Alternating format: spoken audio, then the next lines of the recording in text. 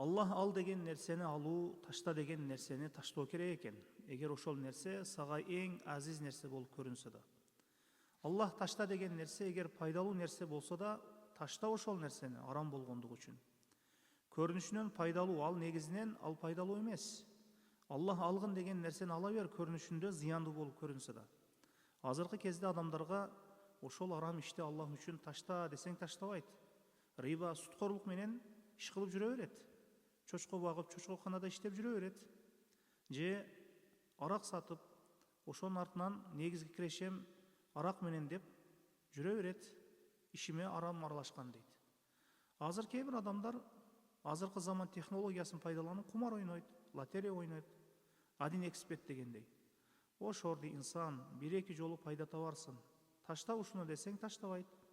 Анан кийин эле эки колун мурдуна тыгып отура берет, бар нерсеси күйүп кетип. Жеңил желпи байып кетсем дейт да, аларга бул нерсе насип кылбайт.